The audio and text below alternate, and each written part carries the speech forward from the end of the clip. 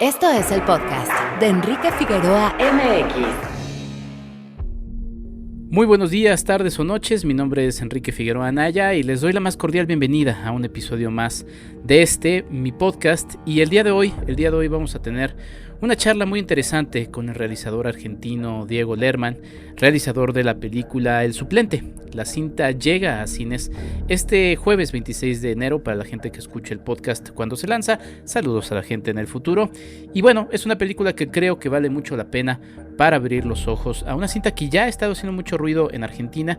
De hecho, la semana previa al lanzamiento de este podcast se posicionó en el número 1 en el catálogo de Netflix allá en Argentina. Pero bueno, aquí está llegando a México apenas a salas y es una producción que creo que vale la pena, valga la redundancia, de recomendar. La cinta básicamente nos plantea la premisa de Lucio. Lucio es un personaje, un profesor que después de no conseguir una cátedra en una universidad, una cátedra que le terminaría sirviendo para distintos temas, acepta, también por otros motivos que iremos viendo a lo largo de la cinta, la posibilidad de acercarse a una escuela de barrio en Argentina. Y ahí es cuando él va a confrontarse de distintas maneras con su propia realidad. La idea básica de la película, a mi parecer, es que nadie se salva solo a sí mismo, ¿no? Siempre hay compañías y bueno, esa es la frase, nadie se salva solo. Pues nada, vamos a escuchar un poquito del tráiler de esta película, El Suplente, y vamos justamente a platicar con su realizador, Diego Lerman, en este episodio de mi podcast. Bienvenidos. Pienso en la importancia de escribir y de leer poesía hoy en día. Y acá viene la contradicción. ¿Para quiénes escribimos? ¿Quiénes leen poesía hoy? Hola, ¿cómo les va? Bueno, les presento al profesor Garmendia que va a reemplazar al profesor Tarkovsky. ¿Alguien me puede decir para qué sirve la literatura? Para nada. Para tirarse a dormir. ¿Leíste El Facundo de Sarmiento? Claro, Civilización y Barbarie. Bienvenido a la barbarie. www.enriquefigueroa.mx. Y como lo anticipaba ya, tenemos del otro lado a Diego Lerman, realizador del Suplente, película que se estrena para la gente que escucha este podcast cuando se lanza este jueves 26 de enero. Como siempre, saludos a la gente que nos escucha en el futuro. Diego, ¿cómo estás? Te saluda aquí Enrique Figueroa Anaya. ¿Qué tal, Enrique? ¿Cómo estás? Un gusto. Muy bien, muy contento de poder platicar contigo sobre tu película El Suplente. Ya escuchamos brevemente la sinopsis de la misma. Pero me gustaría justamente a partir de ello, Diego, que nos cuentes un poquito cómo llegas a esta historia. Son temas que además te interesan y bueno, justamente por ello lo plasmas en El Suplente. Mira, a mí me interesaba contar un poco el entorno y lo que hacen los docentes en esos márgenes, ¿no? En esas escuelas en Argentina del conurbano bonaerense, donde se ven casos tan complicados de delincuencia, de marginalidad y bueno, y a partir de una investigación, de muchas entrevistas, de ir a esos barrios, fue que empecé a configurar este guión, ayudado por María Meira y Luciana de Melo en diferentes instancias. Y un poco lo difícil era encontrar el tono, ¿no? Había tantas posibilidades también de películas a partir de una investigación de casi 2 años, de entrevistas, que eran muchas las chances de por qué camino ir. A mí me interesó por un poco el que tiene la película hoy, que es el personaje de Lucio, un hombre de 40 y tantos, en un momento de la vida en donde está en crisis en todos los aspectos de su vida, tanto en el laboral. Él es un profesor universitario y concursó para una cátedra y no quedó como titular. Entonces está con un poco de resentimiento y se toma una licencia. Y cuando se toma esa licencia, su padre, que es Alfredo Castro, un dirigente social de uno de estos barrios, le pide que vaya ahí a dar clase a la escuela, que es un trabajo temporal, que le va a hacer bien. Entonces la película comienza con Lucio dando clase en una escuela secundaria, un trabajo para el que siente que está sobrecalificado, que en realidad lo hace de taco, piensa, y lo que se encuentra es que la clase no le da bolilla, como llega, y las herramientas que le funcionan en la universidad acá no corren. Entonces lo ponen en un dilema y lo enfrentan a preguntas por ahí, las más primarias, ¿no? ¿Por qué hace lo que hace? ¿Quién es? ¿Qué le está pasando? Y bueno, y en ese respondérselas es que empieza a generar estrategias para intentar conectar con la clase. Al principio falla, pero de a poco va pudiendo conectarse con esos chicos, con esas chicas, escuchándolos, también viendo dónde está la poesía hoy, que por ahí no está tanto para estos chicos en los libros de poesía, sino en la música, por ejemplo, en el trap concretamente. Y bueno, y en un momento, una idea que a mí me interesaba mucho en el guión plasmar, él como que teoriza sobre lo que es un cuento policial, ¿no? Un cuento, una novela, y cuenta cómo se construye, ¿no? La construcción literaria, que no es muy diferente a la cinematográfica, donde hay un misterio, hay un investigador, un detective, que puede tomar distintas formas, hay un crimen o un delito, hay algo que dilucidar, hay un recorrido. Y mientras cuenta esto, en un momento, por la puerta del aula, entra la policía y hace una requisa de drogas. Ahí encuentran droga en la escuela, es a raíz de una vendetta política, hay alumnos del aula implicados y ahí se pone en un dilema, Lucio, que es el dilema que tienen muchos de los docentes que dan clases en estas escuelas de estos márgenes, si implicarse o no, si implicarse con sus alumnos, con el barrio, con las problemáticas que hay, o si no hacerlo y estar aparte y simplemente ir a hacer su trabajo e irse. Y Lucio es uno de aquellos docentes, como tantos, que decide implicarse, que decide investigar, que decide tomar el rol de investigador, y la película se vuelve en un momento un poco un policial, donde Lucio lo que quiere es ver qué le pasa a este alumno. Y bueno, y en el medio se va desplegando también una gama de conflictos que tiene él con su ex mujer, está recién separado, con su hija, que ya está abandonando la infancia y no quiere aceptar la escuela que Lucio eligió para ella, con su padre, este dirigente social del barrio, pero que a la vez está enfermo y al que Lucio intenta ayudar. Entonces, un poco lo que cuenta la película es el recorrido, el viaje interno de Lucio, de esta búsqueda casi personal, de sentir que todo su mundo de seguridad se le derrumba, que se siente un suplente, a llegar, y por ahí un poco metafóricamente y de manera futbolística, a ser titular, a poder afianzarse en un lugar, a poder elegir estar donde estar y a encontrar un nuevo camino para su vida.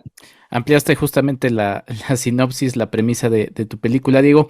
Me gustaría justamente en estos detalles que amplificas, entrarle un poquito a esta investigación que mencionas de 2 años, porque justamente al ver tu película, lo que a uno le da de idea es justamente toda la profundidad de temas que hay y que me quedo pensando en cómo fuiste justamente aterrizándolos para poder hacer una película que se siente, pues sí, cercana al naturalismo, es decir, hay como que no, o sea, no es un documental, pero sí nos da la idea de que se está todo moviendo de manera muy natural y con todas estas complicaciones que te interesaban, que terminaste investigando y que bueno, cómo fue con todo ese rompecabezas de 2 años y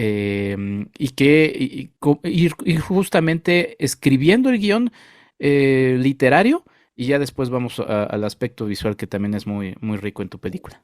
Bueno, mirá, Enrique, esta es mi sexta película. Las anteriores, varias de ellas están en Netflix: La mirada invisible, Refugiado, Una especie de familia. Y a mí lo que me fue interesando en la manera que encontré también de hacer cine es justamente implicarme por ahí con temas que me interesaban, con historias, con mundos, e investigarlos. Y investigarlos, digo, no quiere decir leer sobre el tema, entrevistar gente, ir al territorio. Una especie de familia es una película sobre adopción ilegal.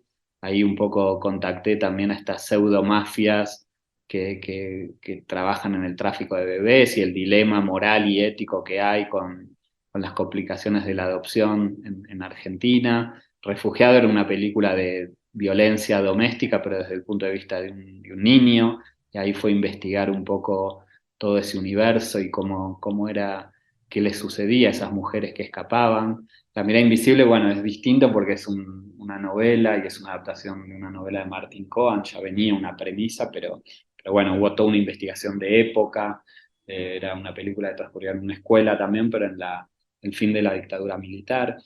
Y a mí lo que me interesa hay algo cuando se juegan dilemas éticos y morales, ¿no? Cuando eso se pone en juego justamente estos lugares más complicados que lo binario, que el bien y el mal, cuando uno puede acceder a zonas más humanas, más difíciles y más intrincadas, y intentar como entender realidades más complejas y expresarlas sin que sean didácticas o sin que sean... Entonces, un poco a veces la investigación lo que cumple es ese rol, es empaparme mucho de todo ese universo, y la búsqueda de la escritura tiene que ver con una hipótesis argumental que contenga algo de toda esa visión que me genera esa realidad. Generalmente, digo, también tengo gente que me ayuda, no lo hago solo, algunos en la investigación, otros en la escritura, pero abordo de inicio a fin, desde la investigación hasta el cierre del guión y bueno, después la filmación, como todo un proceso donde voy teniendo diferentes aliados, si se quiere, y colaboradores. En este caso concreto, había algo de empaparse con, por ejemplo, el tema del narco, que era un tema que yo no estaba muy empapado en esos márgenes, pero que entró solo, porque yo iba a esas escuelas y en la puerta de la escuela veía chicos vendiendo y esta idea también más de futuro que brinda la educación, ¿no? De estar trabajando para formarse para algo que va a venir. Y en esos barrios, las propuestas que reciben estos chicos es ya inmediata, es de hoy para mañana. Plata fácil, peligro, sobre todo en una edad como la adolescencia, en donde muchas veces usan a estos chicos como carne de cañón, como decimos allá, y donde ves en estos barrios grandes murales de chicos y chicas asesinadas o muertos en una balacera. Entonces hay algo como de tomar una forma, que la película y el guión finalmente toman una forma que contenga todo aquello que yo fui investigando en ese mundo y empapándome. Y después sí intentar darle una forma que sea verosímil, que sea natural. La puesta en escena está muy trabajada, pero todo el tiempo lo que intentamos es que parezca que está sucediendo de verdad. También el cruce entre actores y actrices con larga trayectoria, como Juan Minujín, Alfredo Castro, Bárbara Leni, María Merlino, Rita Cortese, con chicos que no actuaron nunca, como los de la clase, o como Renata, la hija de Juan, que hace de hija de Juan, o como los docentes, que son verdaderos docentes que les propuse actuar. Entonces, en ese cruce es que aparece esta película que, como te digo, es una creación ficcional, pero que bueno, que tiene mucho de realidad y de, por ejemplo, esto de que la gendarmería, la policía entre a una escuela, ya está prohibido en Argentina.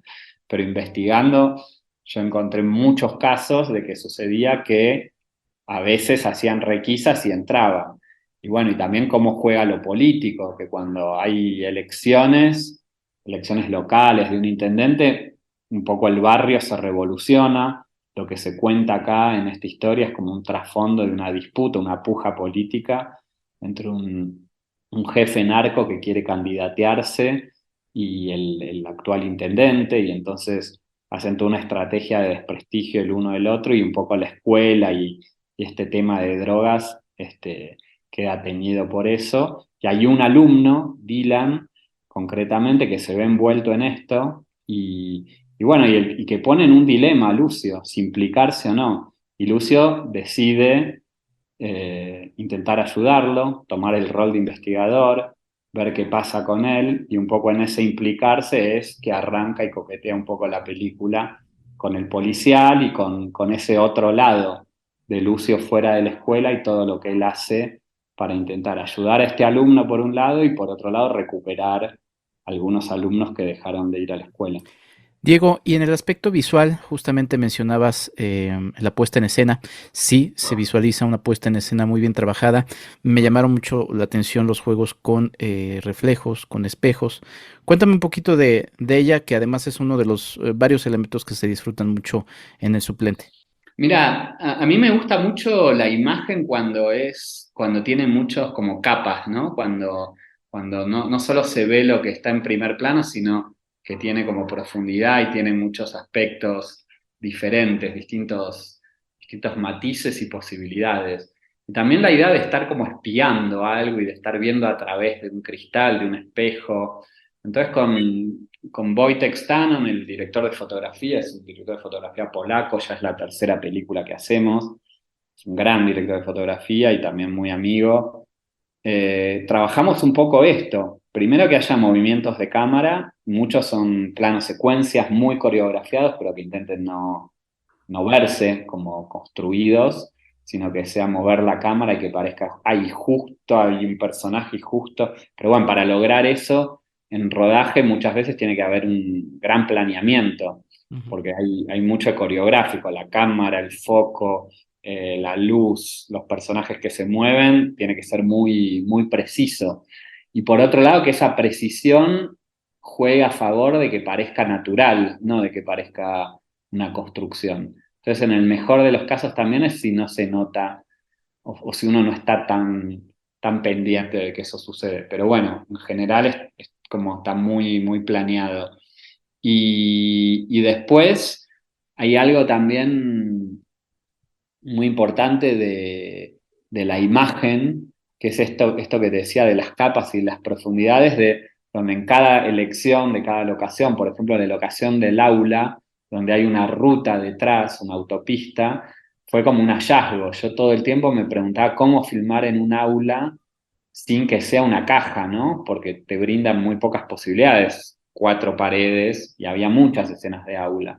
Y bueno, hasta que encontramos esta escuela, fue medio milagroso también porque esta locación es genial, pero lo que tenía es que el problema era el audio, ¿no? Era como, es un aula, una escuela que está al borde de la ruta.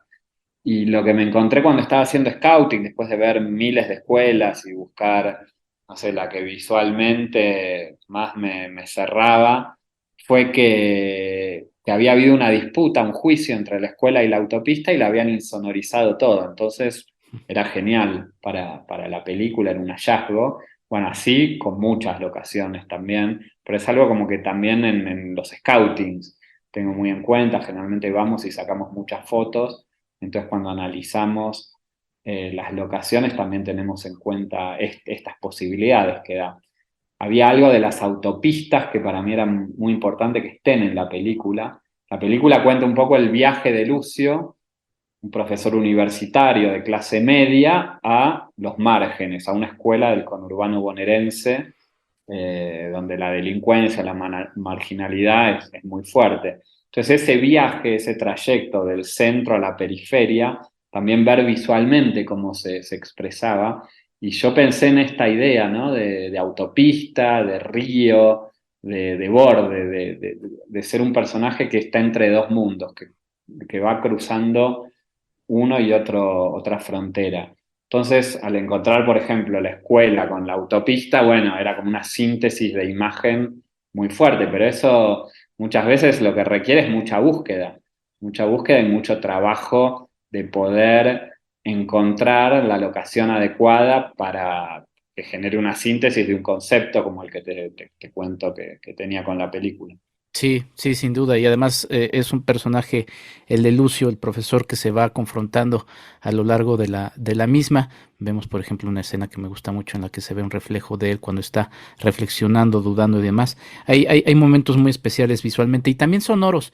La verdad es que me gustó mucho todo el aspecto sonoro de tu película, Diego. ¿Cómo fue el trabajo de captura de sonido de la misma? Porque se nota a leguas el detalle que también le metiste en el aspecto sonoro. Bueno, qué alegría, porque a veces el sonido, viste, pasa desapercibido y en realidad es lo que es la herramienta fundamental muchas veces para que se luzca la imagen, o para que el universo perceptivo se te amplíe como espectador. Entonces, generalmente lo que pasa es que cuando el sonido funciona es cuando por ahí el espectador regular ni se da cuenta de que hay todo un trabajo de banda sonora muy detallado y milimétrico. Trabajé con quien hace siempre el diseño de sonido de mis películas, Leandro de Loredo, pero en este caso con una conjunción con una sonidista mexicana de acá, Len Eskenazi, una sonidista exquisita, y bueno, trabajamos entre los tres juntos justamente con esto, con acrecentar la idea de punto de vista, de percepción, de universo, de cómo Lucio es un personaje que se va transformando y también cómo estas capas de la imagen a través del sonido, lo que uno le puede dar es profundidad. Es algo por ahí un tanto técnico lo que tengo para decir, pero es como si uno escucha algo en primer plano, algo en segundo y algo al final, Ujú. muy chiquito, lo que te da es como una sensación de inmersión en un mundo amplio y muy perceptivo. Que eso generalmente en la sala de cine se aprecia mucho mejor que, por ejemplo, en una computadora. Sí. Pero es algo como que lo que hace es, o mi teoría, ¿no? Lo que a mí me interesa del sonido en cine es cómo te mete en un universo desde un lugar que apela muchas veces a lugares o a zonas más inconscientes como espectador, no tan racionales, pero que sí te generan una atmósfera y un estado abierto para poder adentrarte en el mundo que la película te plantea. Y de la dirección de actores ya nos platicabas de algunos, por ejemplo, los alumnos que eran estudiantes, los propios profesores. Obviamente, pues bueno, también platícanos de Juan Minujín, quien carga pues prácticamente con el peso de la película y hace un muy buen trabajo. Pero cuéntame un poquito de tu proceso con los actores. Mirá, a mí es un trabajo que me encanta, el trabajo de los actores y digo, para esta película, en general para todas, pero para esta, este, el protagónico de Juan necesitaba como un actor que, un poco parafraseando a la película, pero que le ponga cuerpo y alma, ¿no? Ujú. Porque, como vos decís, lleva la película y por otro lado tenía que implicarse de una manera muy fuerte. No es fácil filmar en esos barrios, es muy agotador, demanda mucho. El personaje prácticamente está en todas las escenas.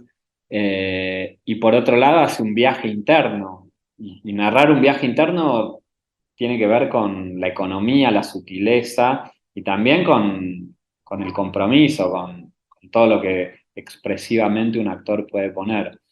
Con Juan hace tiempo, bueno, es un actor que me encanta y hace tiempo que queríamos trabajar juntos.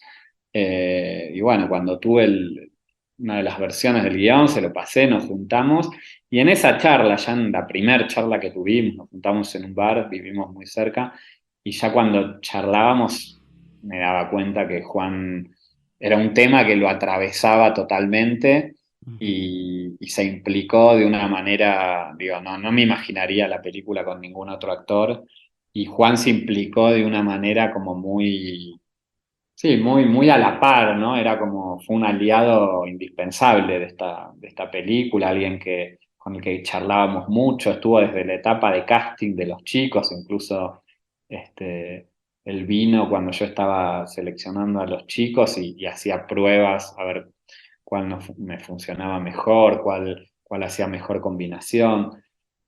En ese cruce era donde yo también sentía que aparecía lo impredecible, ¿no? Este cruce con no actores muchas veces son zonas que uno controla menos y hay algo de la dirección en general, pero en esta película en particular, que era como que yo quería que se respire el espíritu adolescente en el aula, que Ujú. las hormonas, la impertinencia, eh, la vivacidad, la alegría también, la sexualidad. Y entonces era como buscamos chicos y chicas que nunca habían actuado, de distintas escuelas y barrios del conurbano. Primero mandaban videos, hicimos selecciones, los fui conociendo, seleccionamos junto a la directora de casting algunos de ellos, conformamos un aula y después fue casi como, sí, ensayos los llamamos, pero tenía que ver con la dinámica desde la improvisación hasta ver cómo era este aula,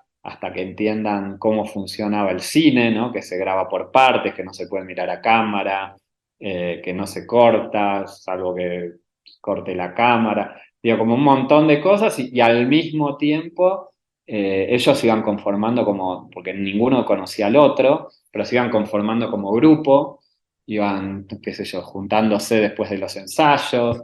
Entonces había una dinámica y la verdad en ese choque con Juan, que también ahí tuvo un rol muy importante, porque lo veían un poco como, también Juan es un actor muy conocido, pero lo veían un poco como un profe, y entonces era linda la dinámica que se daba, porque era muy, muy natural a lo que estaba pasando.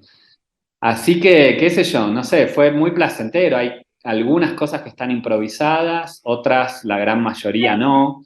Digo, era seguir un guión, una estrategia. Había personajes que aparecían, que se revelaban ahí en el rodaje, entonces por ahí les daba un poco más de texto. Pero era como, yo estaba bastante abierto ahí a ir viendo cómo funcionaba la dinámica. Por ahí escribía algunos textos ahí en el mismo rodaje, le decía que digan cosas, como, sobre todo para que luzca natural, para que no se pierda.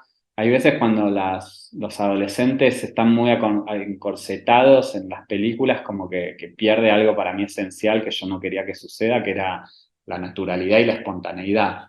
Entonces un poco fue trabajar desde ese aspecto. Y después, bueno, no sé, actores consagrados como Alfredo Castro, como Bárbara Leni, qué sé yo. Eso también era como que le daba otra zona a la dirección de actores de la película. Los docentes son profesores que son profesores de esas zonas a los que les propuse actuar, que había conocido en la investigación, algunos de ellos les propuse actuar.